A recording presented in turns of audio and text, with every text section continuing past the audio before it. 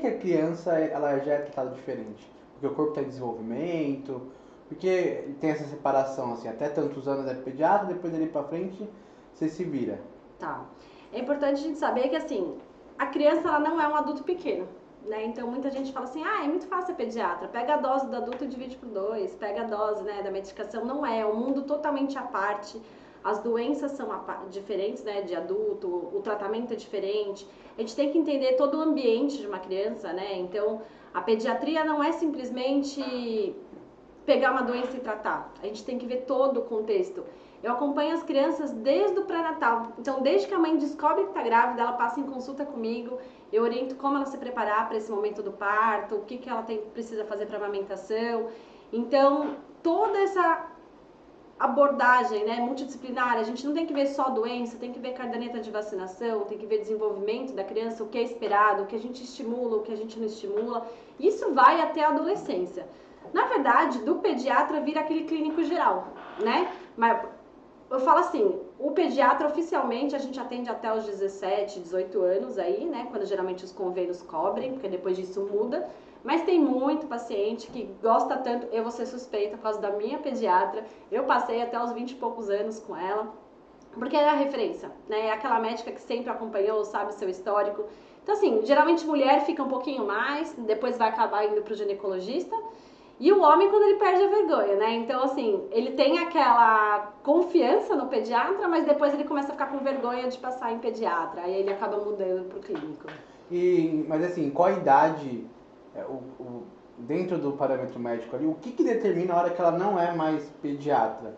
O corpo parou de se desenvolver igual uma criança, o corpo já virou adulto, o corpo ele meio que vira adulto, a puberdade. Tem um momento certo ou é realmente a hora que ela se sente à vontade de, pô, não dá mais pediatra, agora é clínico Na verdade é mesmo? mais quando ela não se sente mais à vontade, né? Porque dentro da pediatria existe uma especialidade que é a ebiatria, que é o pediatra do adolescente.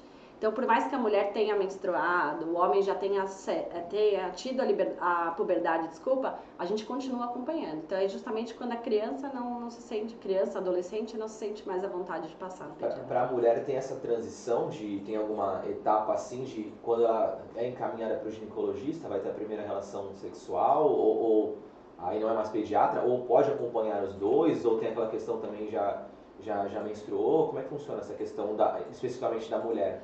Acompanha os dois, né? Porque às vezes ela menstruou nova, 12, 13 anos, apesar de ser um pouco precoce, né? Sim. E aí como é que faz? Aí ela já é encaminhada para o ginecologista e fica só no ginecologista, ele que ele assume, ou fica os dois ali atuando? Na verdade, isso varia muito de cada pediatra, tá? Eu fiz a pediatria porque eu gosto dessa questão de ser a médica de referência para criança. Então, criança ou adolescente. Então, quando a minha paciente menstrua, eu gosto de continuar acompanhando sim. Eu só encaminho para o ginecologista quando tem alguma coisa que eu não me sinto capaz de tratar ou alguma coisa muito específica da área. Mas no começo eu oriento tudo sobre a menstruação, eu faço toda inclusive consulta sobre sexualidade, eu converso com o paciente, tanto menino quanto menina, eu introduzo tudo isso. Porque eu gosto de ser a referência desde que a criança nasce até a adolescência. O médico, para as pessoas leigas, né, eu costumo falar que é igual um mecânico, né? Porque eu acho que tem que ser de confiança, né? Eu acho que tem que ser realmente uma indicação. Por mais que você fale 300 títulos ali, certificados, diploma, estudo, eu acho que quando vem uma indicação, quando realmente você vê, e isso a doutora Paty, você vê que ela tem uma bagagem de muitas pessoas te indicando. Eu acho que isso realmente é o seu ponto positivo do teu trabalho, né? Sim. Porque o que eu falo com a comparação com o mecânico é mais ou menos essa. Sei lá, você vai uma pessoa leiga levar o carro no mecânico, né?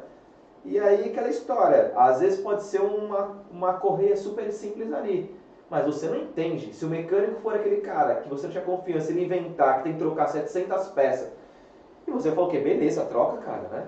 E mais ou menos na medicina é mais ou menos isso. Você pode chegar ali, pode ser uma coisa teoricamente mais simples, e você sair dali tranquilo, como o médico pode realmente te assustar, ou não te passar o diagnóstico certo, né? Exatamente. Então, acho que tem que ter a base da confiança, né? E na pediatria, essa confiança, ela demora, né? Porque assim, você vai num dermatologista, por exemplo, você fala assim, eu quero Botox. Você vai, você paga. Uma hora depois você já vai olhar no espelho e você vai ver o resultado. Você vai falar, gostei, não gostei, vou em outro, não vou. É bom ou não é bom? O pediatra é a longo prazo, né? Você vê os benefícios do pediatra quando seu filho estiver saudável lá na frente. E aí você fala, nossa, olha, tudo que a Paty recomendou, eu fiz, meu filho tá. Então, assim, esse é um problema da pediatria, é um preconceito que eu sofro na pediatria, porque as pessoas acham que ir no pediatra é pesar e medir. É você levar, pôs na balança, mediu, ok. Não é. Eu analiso a criança desde que ela entrou na sala.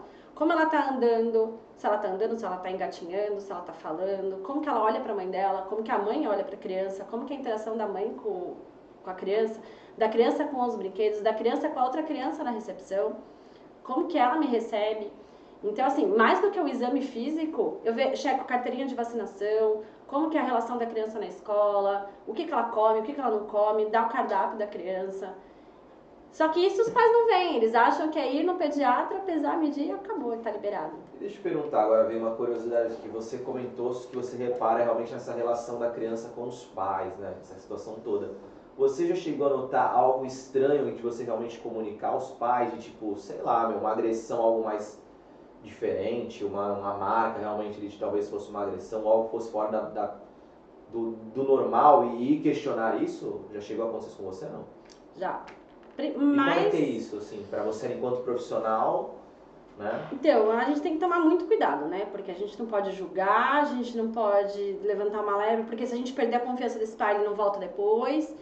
Agora, em pronto-socorro é diferente, né? Se a gente chegar em pronto-socorro, uma criança que a gente suspeita de um abuso, de uma violência, de alguma coisa, aí a gente tem total liberdade de segurar essa criança lá no pronto-socorro com a gente, acionar assistente social, acionar a polícia, acionar o que for, né? E segurar a criança lá até a gente ter, tipo, realmente a certeza do que foi, de quem foi. E aí entra a psicologia, entra tudo isso. No consultório é mais difícil, né? Porque se a gente desconfia alguma coisa, então assim, eu não consigo falar numa primeira consulta. Mais delicado, né? É muito mais delicado, porque senão a mãe não volta depois, né? A mãe, o pai, seja lá quem tiver, tipo, não volta depois com a criança.